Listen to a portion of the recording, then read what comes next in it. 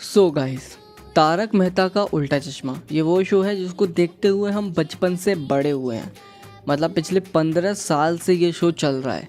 वो बात अलग है कि लास्ट 2-3 साल से शायद ही कोई ऐसा इंसान होगा जिसने ये ना कहा हो कि old Tarak Mehta is best, old is gold.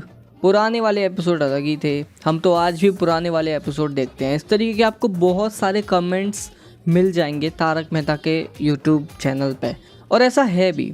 मतलब मुझे भी नहीं पता कि मैंने last time Tarak Mehta TV में कब देखा था लेटेस्ट एपिसोड्स। हाँ, पुराने एपिसोड कई बार देखे हैं सोनी पल पे एंड यूट्यूब पे, बट न्यू एपिसोड कोई नहीं देखता अब ऐसा। बट न्यू एपिसोड अब कोई नहीं देखता। इसका रीज़न क्या है? वेल, इसके बहुत सारे रीज़न हैं। देखो, सबसे बड़ा जो रीज़न था ना, वो था दया का शो से जाना। यस, आपको पता होगा से 3-4 साल पहले ही दया भाभी का कैरेक्टर प्ले करने वाली दिशा, उन्होंने शो को छोड़ दिया। एंड उस समय उन्होंने रीज़न दिया था कि उनकी शादी हो गई है तो अपनी फैमिली को टाइम देना चाहती है, एंड ऑल्सो उनका फिर बच्चा भी हो गया तो उसको भी वो टाइम देना चाहती थी। बट शो वालों की तरफ से ये भी कहा गया था कि वो अपनी फ़ीस जो है ना वो बढ़वाना चाहती थी, अपनी सैलरी को डबल करवाना चाहती थी। तो यही चीज़ें चलती रहीं। बट इस बीच लोगों को काफ़ी ज़्यादा दया भाभी की याद आई, एंड इससे रिलेटेड टॉपिक भी बहुत चला था उस टाइम पे कि दया भाभी को वापस लाओ। इनफैक्ट आज भी लोग कहते हैं कि दया भाभी को शो में वापस लाओ। इसके अलावा टप्पू एक ऐसा कैरेक्टर था जो कि मतलब बचपन से हमने बड़ा होते देखा है, वही एक चेहरा, ठीक है। एंड वो चेहरा अचानक से चेंज हो गया एंड एक सेकंड टप्पू की एंट्री हो गई, जो कि मतलब लोगों ने एक्सेप्ट कर लिया था। बट अभी फिर से एक बार टप्पू चेंज हुआ एंड एक नए टप्पू की एंट्री हो गई। लेकिन सिर्फ ये 2 कैरेक्टर्स नहीं, ऐसे काफ़ी सारे कैरेक्टर्स हैं जिन्होंने शो को छोड़ा है। जैसे रोशन एंड रोशन तो पता नहीं कितनी बार चेंज हो चुके हैं। वेल, हमारे ओरिजिनल जो डॉक्टर हाथी थे वो तो नहीं रहे, and he is the best doctor हाथी। मतलब अब जो एक्टर हैं उनमें और जो ओरिजिनल डॉक्टर हाथी हैं, मतलब उनमें कोई भी कंपैरिजन नहीं किया जा सकता। सेम विद नट्टू काका भी अब हमारे बीच नहीं रहे, बिकॉज मतलब वो बहुत ही ज़्यादा एज हो गई थी उनकी। लेकिन अब जो नए नट्टू काका हैं भाई, उनको हम कहीं भी उनमें मतलब वो चीज़ हम नहीं फील कर सकते जो हम पुराने नट्टू काका में करते थे। याद है जब मतलब वो जेठालाल को डराया था एक बार गोदाम में बैठे हुए, बारिश वाली वो कहानी याद कराते हुए। तो मतलब वो जो चीज़ है ना, वो सब नट्टू काका जो ओरिजिनल हमारे नट्टू काका थे उन पर ही सूट करती थी। तो मतलब ये एक रीज़न है इस शो के डाउनफॉल का, लेकिन ये सिर्फ एक रीज़न है। इसके अलावा जो सेकंड रीज़न है वो बहुत ही ज़्यादा शॉकिंग है। मतलब उन लोगों के लिए तो बहुत ही ज़्यादा शॉकिंग है जो ये समझते हैं कि भाई ये शो तो बहुत ही ज़्यादा फैमिली फ्रेंडली है एंड काफ़ी ज़्यादा मतलब सब कुछ बहुत बढ़िया है।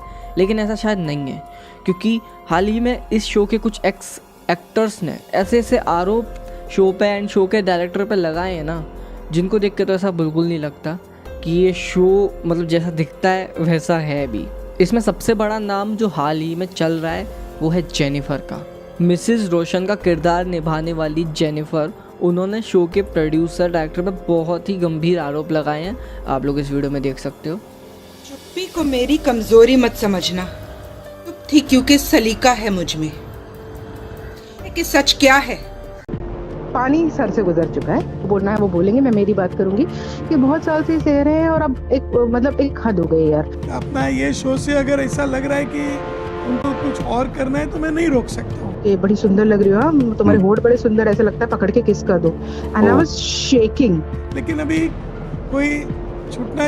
वेल, ये आरोप कितने सच्चे हैं कितने झूठे, ये तो इन्वेस्टिगेशन के बाद ही पता चलेगा। लेकिन सिर्फ ये नहीं, शो की मेन रूट कहे जाने वाले तारक मेहता, जेठालाल के परम मित्र, उन्होंने भी ये बयान दिया शो के डायरेक्टर असित कुमार मोदी को लेके। छोड़ा आपने तारक मेहता। अब जिस देश में पब्लिशर्स जो पुस्तक छापते हैं वो हीरे की अंगूठी पहन के घूमे हैं और लेखक को पुस्तक छपवाने के लिए, अपनी पुस्तक छपवाने के लिए पैसे देने पड़े हैं, दूसरों की प्रतिभाओं से कमाने वाले व्यापारी लोग यदि खुद को प्रतिभाशाली लोगों से बड़ा और बेहतर समझने लगे, तब किसी प्रतिभाशाली व्यक्ति को खड़े होकर आवाज उठानी चाहिए, बिल्कुल, कि आप दूसरों की प्रतिभाओं से कमाने वाले लोग हैं। और शायद मैं वही हूं जिसने आवाज उठाई कि दूसरों की प्रतिभाओं से अपना नाम करने वाले लोग किसी प्रतिभाशाली व्यक्ति से बड़े नहीं हो सकते। और मैं कवि हूं, मैं अभिनेता हूं। जब जब अगर कुछ ऐसा किया जाएगा जो मेरे कवि होने पर या मेरे अभिनेता होने पर, मेरे विचारों पर अगर किसी व्यापार ने हावी होने की कोशिश की तो फिर तो ज्वालामुखी फटेगा। और क्या बात। एक सवाल, तारक मेहता का उल्टा चश्मा का कार्यक्रम 14 साल बाद क्यों छोड़ा आपने? ये एक सवाल आपसे कई बार पूछा गया होगा, लेकिन ये भाव मन में क्यों आया छोड़ने का? क्योंकि आप तो रिश्ते बना ले तो तोड़ते नहीं। मैं रिश्ते कभी नहीं तोड़ता। मेरी 4 पंक्तियां मुझे याद आती है, अब जितना समझना है आप समझ लें कि इससे ज्यादा मेरा कहन कड़ा हो नहीं सकता। कोई व्यक्ति सिर्फ धन से बड़ा हो नहीं सकता, और जिस इंसान में बुनियादी तहजीब न हो, मेरा स्वाभिमान उसके साथ खड़ा हो नहीं सकता। लेकिन सिर्फ शैलेश लोधा एंड जेनिफर ही नहीं, शो की एक और एक्ट्रेस जिनको हम बावरी के रोल में देखते हैं, उन्होंने भी काफ़ी गंभीर आरोप लगाए हैं एंड ऑलमोस्ट सेम आरोप लगाए हैं। आशीष सर की वजह से ही सबने ये शो छोड़ा है, कोई और दूसरा रीज़न ही नहीं है किसी के पास। मैंने लास्ट गुरु भाई से बात की थी, जो गुरुचरण सोडी, जो तारक मेहता में सोडी भाई का कैरेक्टर प्ले कर रहे थे, तो उन्होंने मुझे बताया कि उनके पैसे रोक रखे हैं और उनके फादर इसी के साथ जो दूसरे नंबर का टप्पू था ना, जी हाँ, जो दूसरे नंबर पे आया था, उसने भी कुछ इसी तरीके के आरोप लगाए कि उसको टाइम पे पेमेंट नहीं किया गया एंड इसी वजह से उसने शो को छोड़ा। बीच में ऐसी भी खबरें आई थी कि जो बबीता जी हैं यानी मुनमुन दत्ता, उन्होंने भी शो को छोड़ दिया है एंड जब वो बिग बॉस में लोगों को दिखी तो उसके बाद तो और लग रहा था कि हाँ भाई, इन्होंने तारक मेहता को अलविदा बोल दिया। लेकिन हाँ, कुछ हफ्तों बाद ही फिर से बबीता जी शो में दिखने लगी। अब इन सब में मेन चीज़ क्या है? इन सब में मेन चीज़ है डायरेक्टर असित कुमार मोदी। देखो, मैं अपना ओपिनियन दूँ तो मुझे नहीं लगता कि इतनी जल्दी लोगों को इतना ज़्यादा जजमेंटल होना चाहिए, इतना ज़्यादा शो को बदनाम करना चाहिए। मतलब हमने अभी सिर्फ एक साइड की स्टोरी ही सुनी है, चाहे वो शैलेश लोधा की तरफ से हो, चाहे वो जेनिफर की तरफ से हो, चाहे वो बावरी का कैरेक्टर निभाने वाले की तरफ से हो। एंड हाँ, इस बीच अभी एक और एक्ट्रेस हैं जिन्होंने भी कुछ इसी प्रकार के इल्ज़ाम लगाए हैं, बट इस मामले में तो मैं भाई क्लियरली कह रहा हूँ, ये तो बहती गंगा में हाथ धोने वाला सीन हो रहा है। जी हाँ, शो में रीटा का जो कैरेक्टर है ना, उसे प्ले करने वाली जो एक्ट्रेस है, मुझे नाम नहीं पता, उन्होंने भी ऐसे ही आरोप लगाए हैं कि मुझे मक्खी की तरह निकाल के शो से फेंक दिया गया। भाई, आपका रोल भी उतना नहीं था, ठीक है। देखो, मेरी ऑडियंस को मैं पूछना चाहता हूँ कि आपने रीटा रिपोर्टर को मतलब कितनी बार देखा है भाई? एक बार तो जब देखा था जब गोगी को गायब कर दिया था टप्पू सेना ने, ठीक है। एक बार जब देखा था जब इनका कोई टप्पू सेना का ऐड आया था। बाकी उसके अलावा रीटा रिपोर्टर का कोई रोल था भी नहीं। तो बिना बात के भाई, मतलब ये तो बहती गंगा में हाथ धोने वाली बात हो गई एंड यहाँ पे क्लियरली ये चीज़ दिख रही है। बाकी तो भाई जब शो वाले भी कुछ बोलेंगे तब बातें क्लियर होंगी। एंड शो वालों से याद आया, शो में बेढ़े का रोल करने वाले जो एक्टर हैं ना, उन्होंने भी जेनिफर के इन आरोपों को डिनाई कर दिया है कि मतलब पता नहीं वो ऐसा क्यों बोल रही हैं, लेकिन ऐसा कुछ है नहीं। एंड इसके अलावा जो शो में अंजलि का कैरेक्टर निभाने वाली थी ना, उन्होंने भी शो को छोड़ दिया था, लेकिन उन्होंने कुछ इस टाइप के इल्ज़ाम नहीं लगाते। उनका रीज़न ये था शो छोड़ने का कि उनको कुछ नया ट्राई करना था एंड वो अब मतलब ऊब चुकी थी, इन शॉर्ट बोलें तो ऊब चुकी थी इस शो से। एंड यस, उनका ये रीज़न था। अब देखो, मेरा ओपिनियन इसमें ये है, पहली बात देखो, ये चीज़ तो मुझे भी पसंद नहीं आती थी कि शो में ऐसे डायरेक्टर की बार बार एंट्री होती थी, ठीक है। आपने देखा होगा पिछले मतलब कुछ सालों में कि जो डायरेक्टर असित मोदी हैं वो शो में बहुत ही ज़्यादा आते थे। मतलब उनका काम है भाई पीछे से शो को बनाना, चलाना, ठीक है। जब वो शो के अंदर खुद एंट्री ले लेते थे ना, तो लोग जो मतलब इस शो को खुद से कनेक्ट करते थे, लोगों को लगता था कि हाँ यार ये अपना ही है, मतलब ऐसा कुछ अपने जैसा कुछ हो रहा है। बट उसमें जब डायरेक्टर आ जाता था तो वो अलग ही एकदम लगता था कि हाँ भाई यहाँ पे तो एक्टिंग हो रही है, मतलब वो फील चला जाता था लोगों का, ठीक है। तो पहली चीज़ भाई, असित कुमार मोदी को शो में आना थोड़ा कम करना चाहिए एंड कम क्या, बंद ही कर देना चाहिए। उनका आने का कोई मतलब नहीं है। मतलब आप किसी एक दिन आओ, जैसे 26 जनवरी हो गया, 15 अगस्त हो गया, तो समझ में भी आता है। लेकिन भाई हर तीसरे चौथे दिन आप ज्ञान बांट रहे आ रहे हो भाई।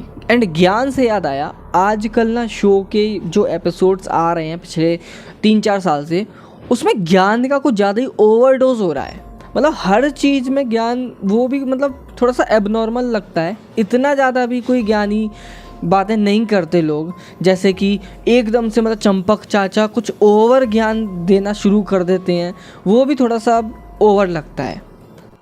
अब मैं अगर एक एपिसोड की बात करूँ तो मुझे याद है, एक में जो चंपक चाचा को बॉल लग गई थी तो उस पर चंपक चाचा ने पूरा रैप बना दिया था। एक वो याद है टप्पू सेना का रैप, भाई कितना क्रिंज ढिंचैक, पूजा फेल है उसके आगे। तो वो सारी चीज़ें ना बहुत ज़्यादा फेक लगती हैं। एंड जो शो के कैरेक्टर्स हैं भाई, उनकी शक्लें भी अगर आप देखोगे ना तो साफ पता चलता है कि मेकअप की कितनी मोटी मोटी परतें चढ़ी हुई हैं। जेठालाल का फेस देखा है अब का, और पुराने फेस को कंपेयर करो एक बार। मतलब भाई वो बुढ़े हो चुके हैं, वो लोग भी बुज़ुर्ग हो रहे हैं, तो उनको दिखने दो ना बुज़ुर्ग, क्या दिक्कत है। इसी के साथ जो हमारा जो पोपट लाल का कैरेक्टर है, उसका जो मतलब बहुत ही ज़्यादा ओवर एक्साइटमेंट है ना अभी भी शादी के लिए, भाई सीरियसली अब लोगों को बिल्कुल इंटरेस्ट नहीं रहा। अब लोग बिल्कुल ऐसा इंटरेस्टेड नहीं हैं पोपट लाल की शादी में, मतलब जब तक थे तब तक आप लोगों ने कराई नहीं।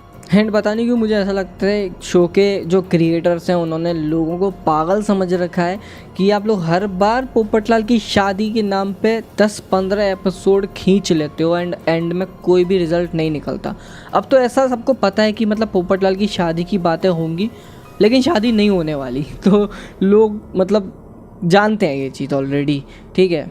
इसके अलावा जो सबसे क्रिंज लगता है ना भाई, वो टप्पू सेना का बिहेवियर लगता है भाई। इतने ज़्यादा क्रिंज लगते हैं ना जब ये लोग बोलते हैं, मतलब अभी भी वो बच्चों जैसी हरकतें करना, बच्चों की तरह भिड़े अंकल, मतलब यार ये ड्रामे मत किया करो, अब नहीं पसंद लोगों को इतना, ठीक है।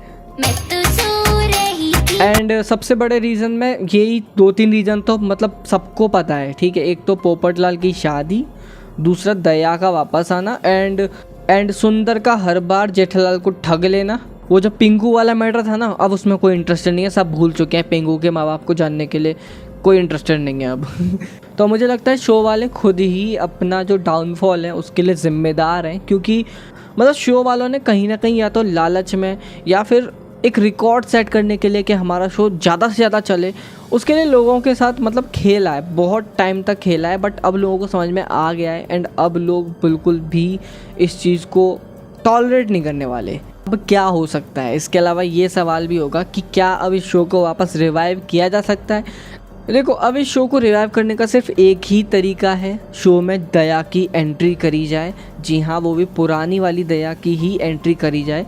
भले ही मतलब अगर उनका पेमेंट वाला मैटर है भाई तो थोड़ा सा ज़्यादा दे दो, लेकिन शो तो चल जाएगा कम से कम, है ना। अगर दया की एंट्री हो गई ना भाई, आधी से ज़्यादा चीज़ें सॉल्व हो जाएंगी इस शो में अभी भी, ठीक है।